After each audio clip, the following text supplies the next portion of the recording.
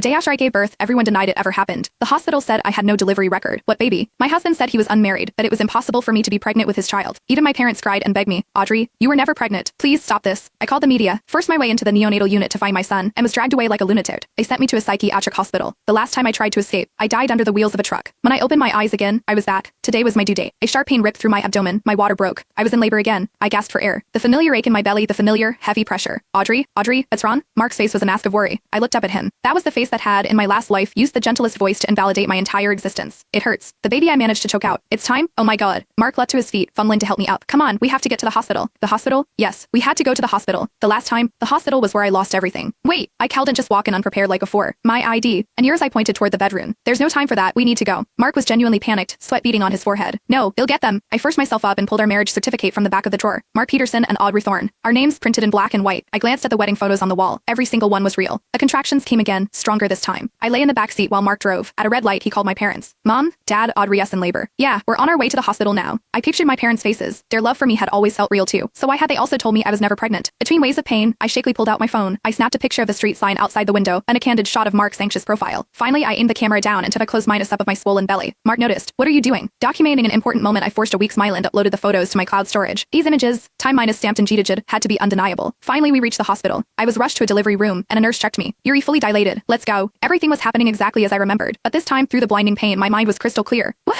With a sharp cry, my child was born. The midwife held up the tiny, red body, bringing him close to my face. Look, a beautiful baby boy. Tears streamed down my face. As I reached out to touch my son, I used the last of my strength to pluck a few strands of hair from his head. The baby wailed in pain. My heart ached, but I had to have proof, as they tried to tell me I never had a child, or that this child wasn't mine. I would have his DNA. The midwife was already cutting the cord, weighing him and swaddling him in a blanket. They moved me to a private room. I was so exhausted I closed my eyes just for a moment. When I woke up, the first thing I did was reach for the bassinet beside my bed. It was empty. The space where my son should have been was vacant. I slammed the call button. A young nurse hurried in. Yuri, awake. How are you feeling? Is the incision painful? My baby? I demanded. Where is my baby? The nurse's smile faltered. A flicker of confusion crossed her face. Baby? What baby? The baby I just delivered. My son. I had him last night. My voice rose with panic. The nurse walked to the foot of my bed, glanced at the chart hanging there, then looked down at her clipboard frowning. Mom, are you sure you're not mistaken? This room was on standby yesterday. You were admitted for observation late last night. The chart says you came in for acute abdominal pain. The diagnosis is still pending. BOOM. My world tilted. That's impossible. I grabbed her sleeve. I had a baby. How can he be gone? Where is my husband, Mark? America. He was supposed to stay with me, but he was gone too. The nurse, startled, tried to pull away. Mom, please calm down. There is no record of a newborn. You were admitted alone. There are no family members on your record. You're lying, I screamed. The tearing pain between my legs flared up with a sudden movement. At your supervisor. Check the security footage. My shouting brought more people. The head nurse rushed in, her words a soothing but empty echo of the first nurse's. No delivery record. No baby. Mark, he'll call my husband. My hands trembled as I found his number. The phone rang for a long time before he answered, his voice thick with sleep. Hello?